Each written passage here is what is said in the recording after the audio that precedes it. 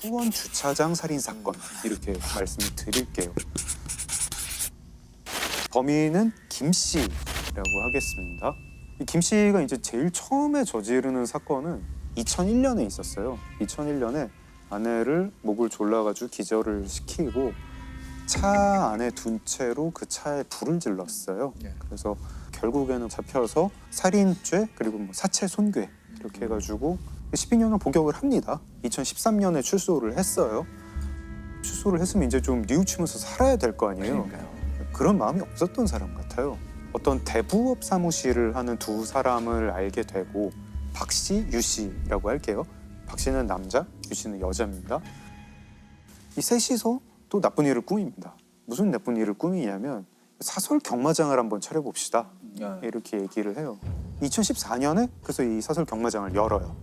그리고 이 박 씨랑 유 씨한테 김 씨가 투자를 해요. 이게 다 본인 말이긴 한데 합해서 투자한 돈이 2억 원이다.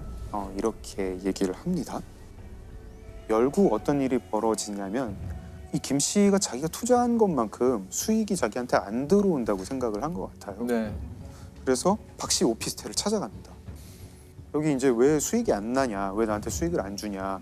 만약에 사설 경마장이 수익이 그만큼 나지 않으면 그냥 내 돈 돌려줘라. 뭐 이런 식으로 박 씨랑 티격태격 말싸움을 벌입니다.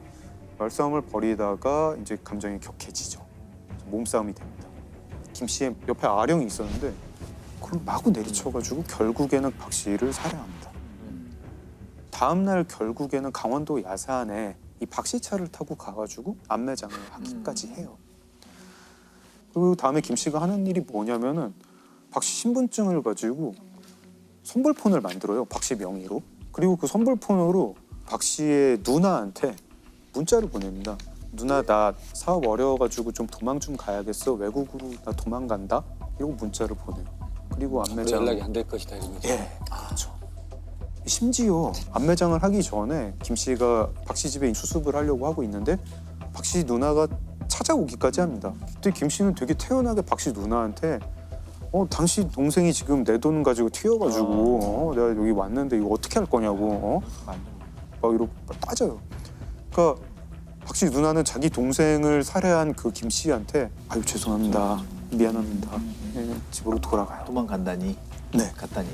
나중에 정말 황당한 거는 이 김 씨는 나중에 박 씨 가족 집을 또 몇 번 찾아갑니다. 찾아가가지고 당신 동생은 아직도 한국 안 왔는데 내 돈 어떻게 할 거냐 이래가지고 돈을 꽤 받아가기도 해요. 네, 정말 뻔뻔하죠.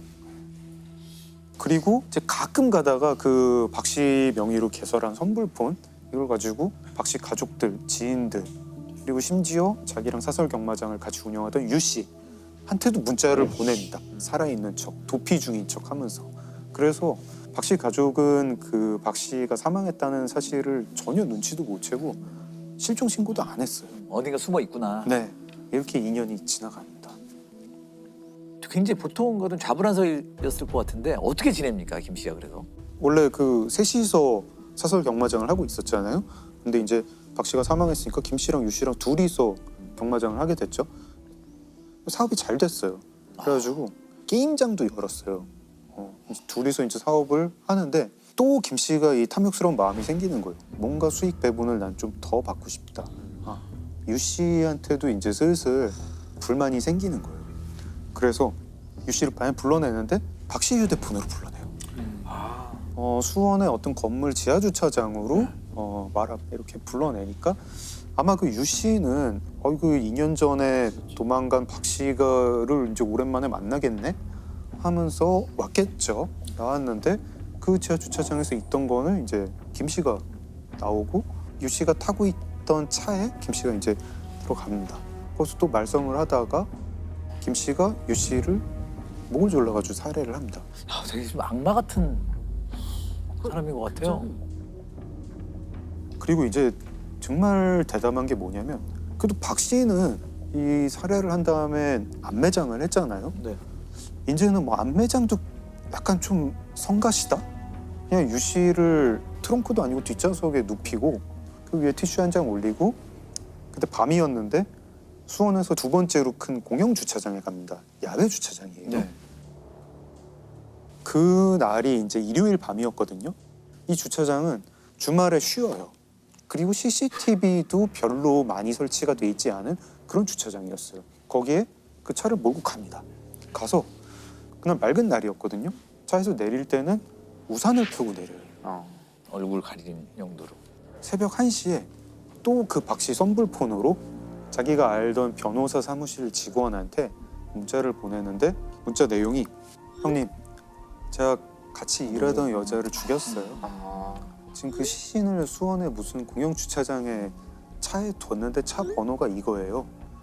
형님이 경찰에 신고를 해주시면 제가 한 달 내에 자수하겠습니다. 이 문자를 받은 변호사 사무실 직원은 박 씨라고 생각을 하죠. 최근에 모습이 안 보였던 그 박 씨. 이 변호사 사무실 직원이 놀래가지고 아침에 경찰에 신고를 합니다. 그 수원 공영 주차장에 갔더니 그 번호 차가 있어요. 봤더니 이제 어느 여인이 뒷좌석에 누워 있고 얼굴에는 티슈가 덮여 있고 목 절려 죽은 것 같아 보이는 상태로 사망을 했죠. 오늘 오전 10시쯤 수원시 한 공영 주차장에서 60살 여성이 승용차 뒷좌석에서 숨진 채 발견됐습니다. 경찰은 오늘 오전 지인인 여성을 살해한 뒤 차 안에 방치했다는 내용의 문자 메시지를 받은 신고자의 제보로 수색을 했다고 밝혔습니다. 경찰이 이제 수사하는데 이제 제일 먼저 하는 거는 그 문자 보낸 박 씨라는 사람 찾아야죠. 근데 좀 이상한 거예요. 이 박 씨는 외국에 있다고 하는데 박 씨 휴대폰은 국내에 있어요. 그렇죠, 기지국 그렇죠. 국내에 있고 휴대폰 통화 내역을 봤는데 모든 사람과 문자로만 소통을 하고 이 박 씨는 뭐 이렇게 한의원을 주기적으로 가가지고 뭐 물리치료를 받는 사람이었다고 해요.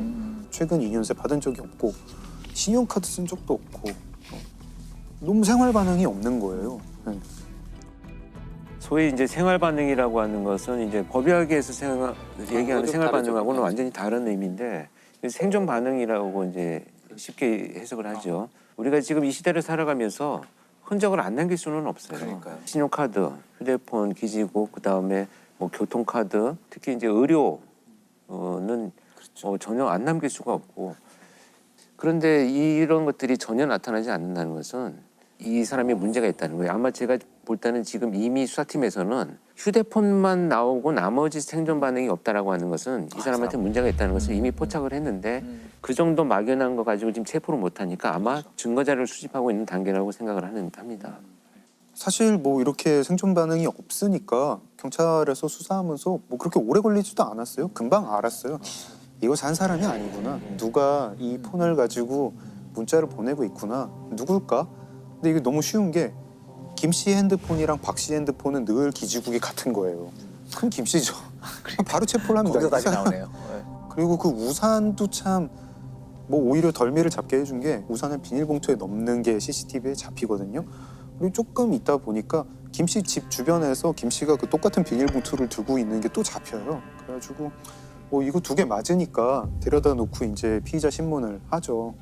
경기도 수원의 공영 주차장에서 60대 여성을 살해한 남성이 2년 전에도 살인을 저지른 것으로 드러났습니다.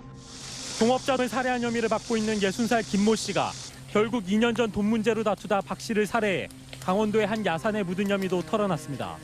이 사람은 2001년에 교도소에 가서 2013년에 나왔잖아요. 2001년에 아내를 죽인 김 씨는 3년 동안 2사람을 더 죽이고 2016년에 다시 교도소에 갑니다. 그래서 무기징역. 아마 뭐 교도소에서 삶을 마감할 텐데 이 사건을 보면서 어떤 격언이 하나 생각났는데 이게 뭐 흔히 링컨이 했다고 하는 격언인데 모든 사람을 잠시 속일 수 있다. 몇몇 사람을 영원히 속일 수도 있다. 하지만 모든 사람을 영원히 속일 수는 없다. 없죠. 모든 사람을 속이는. 이 김 씨가 박 씨를 살해했을 때 그리고 이제 거짓 계획으로 사람들을 속였을 때 몇몇 사람만 속인 거잖아요. 근데 그러고 나서 유 씨를 살해한 다음에는 이제 간 크게도 수사기관을 속여야겠다. 내가 모든 사람을 속여보겠다라고 했더니 며칠도 안 돼가지고 그냥 바로 들통이 났습니다. 강 변호사 얘기 들으니까 의외로 완전 범죄라고 범인이 안 잡힌 것들은 그냥 우연히 안 잡혔을 것 같아요. 그쵸. 완전 범죄를 꿈꿨던 사람들은 다 잡히고 네. 어떻게 하다 보니 안 잡힌 사람들일 것 같아요. 맞아요. 미제 사건들은. 어떻게 보면 그런 경향성이 높아요. 그렇죠. 네. 그러니까 안전범죄 자체가 본인의 계획이 성공해서 안 잡힌 게 아니고 그냥 이상한 예상할 수 없는 우연히 뭐 깃들어가지고 안 잡힌 거지 역시 그 완전한 알리바이 이런 건 없는 것 같아요. 피해자를 위해서라도 이 사건의 진실이 밝혀지는 건 정말 중요한 것 같습니다. 크림빵 아빠 뺑소니 사건이라고 있어요. 예. 화물차 운전기사가 이제 피해자이고 20대 가장이었는데요. 부인이 이렇게 임신한 상태로 교원 임용 시험을 준비 중이었고 이 부인을 되게 성실하게 뒷바라지하는 이제 20대 가장이었거든요. 근데 이 화물차 운전기사가 뺑소니 사고를 당한 거예요. 깜깜한 새벽, 한 손에 봉투를 든 남자가 걸어갑니다. 흰색 승용차 한 대가 인근을 지나가고 잠시 뒤 차에 치여 숨진 채 발견된 29살 강씨. 화물차 운전 일을 마치고 집에 가다 뺑소니 사고를 당한 겁니다. 최근 아내와 결혼해 석 달 뒤면 태어날 딸을 기다리던 예비 아빠였습니다. 사실 뭐 뺑소니 사건이 이 사건만 있는 게 아니지만 이렇게 국민적인 관심을 끌었던 이유가 네. 마지막으로 이 피해 남편이 부인에게 보낸 문자 메시지가 이제 공개가 되면서 사람들이 이 사건에 관심을 가질 수밖에 없었는데 문자 내용이 좋아하는 케이크는 없어서 못 샀는데 대신에 크림빵을 샀는데 가진 것은 없지만 우리 뭐 아이에게 뭐 부끄럽지 않게 잘 살아가자 이런 식의 이제 문자 메시지가 공개가 되어서 당시 어떤 그 가족의 상황이라든지 이런 것들 때문에 사람들이 검거가 되지 않는 상황을 좀 답답해하면서 그 네티즌들이 아예 수사대를 구성을 하면서 검거하기 위해서 자료도 공유하고 그렇게 시작을 했었어요.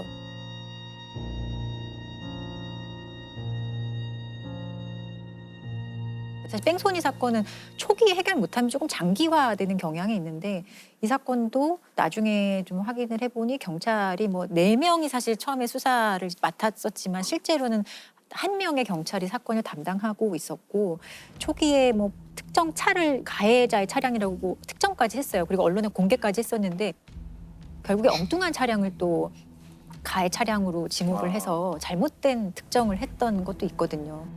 그러다가 범행 장소에서 100m 떨어진 차량 정비소에 CCTV가 있다라는 제보를 받고 가해자를 좀 특정할 수 있었던 자료가 있었고 그런 과정에서 가해자가 수사망이 좁혀오자 좀 심리적으로 압박을 받아서 범행 19일 만에 스스로 자수를 하게 되어서 검거하게 되었어요. 사건 발생 19일 만에 피의자 38살 허모 씨가 자수했습니다. 청주지방법원은 피해자를 치고 그대로 도주해 결국 만삭의 아내를 남겨둔 채 숨지게 했으며 수사가 진행되는 것을 알고도 부품을 구입해 직접 수리하는 등 사고를 은폐하려 한 정황이 인정된다고 밝혔습니다. 법원이 운전자 허 씨에 대해 징역 3년을 선고했습니다.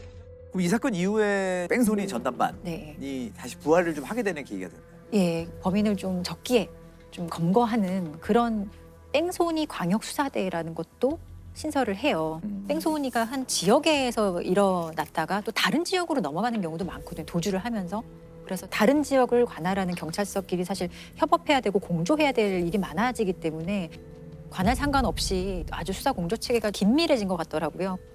2016년도에 뺑소니 사건 검거율을 보니 거의 99%였어요. 99%였고 다 잡히는 거네요. 예, 사실상 다 잡히는 거고 그리고 사망 사건의 뺑소니는 사실상 검거율이 100%였어요. 다 검거가 되는 상황이 되는 거죠, 이제.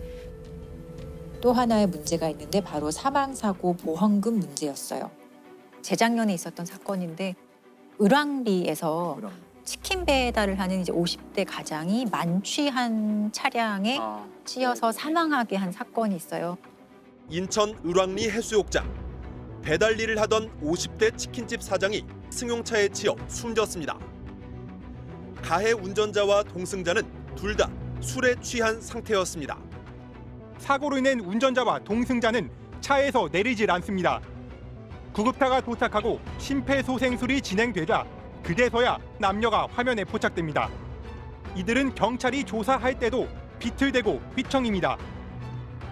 그 코로나 있던 상황에 치킨 배달을 또 하는 과정이었고 또 가해 차량이 만취한 음주운전 차량이었기 때문에 사람들이 많이 관심을 가졌던 사안이고 이 사건을 계기로는 사실 보험에 대한 얘기가 조금 대두가 됐었어요. 실제로 사망 사건이 발생해도 사고 분담금이라 그러죠. 그거를 분담하고 나면 나머지는 보험사가 다 알아서 보장이 됐던 거예요. 이 을왕리 사건에서도 피해자 유족에게 2억 7천만 원을 이제 보험사가 보상을 해줍니다.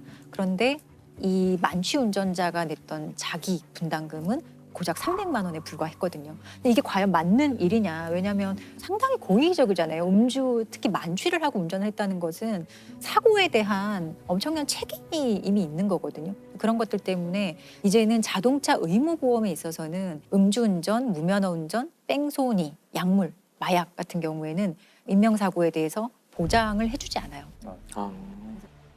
앞으로 정부는 음주나 무면허 사고를 내면 보험 처리를 못하게 법을 고치기로 했습니다. 앞으로는 음주, 무면허, 뺑소니, 그리고 마약과 약물 사고를 내면 보험사가 지급한 보험금 전체를 가해자에게 받아내게 하기로 했습니다. 사고는 가해자가 냈는데 그게 일반 고객들의 보험금 인상 부담으로 작용하는 게 불합리하다고 판단하여 제도를 개선하기로 하였습니다. 뺑소니라는 게 실수로 일단은 사람을 쳐요. 그 이후에 잘못된 판단을 해서 도주를 하는 방법을 택하는 거라서 사실상 치밀하게 증거를 인멸하거나 완전히 숨거나 그렇게 하기 상당히 어려운 범죄 중에 하나거든요. 실제로는 검거율이 높을 수밖에 없어요. 내가 사고를 내서 누군가 다쳤다 한다면은 최대한 그 사람을 구호하려는 것을 해야 되는 게 너무 당연한 일이거든요. 근데 정말 법률적으로도 그 순간 잘못된 판단을 하고 도망간다? 그때부터는 정말 살인이에요.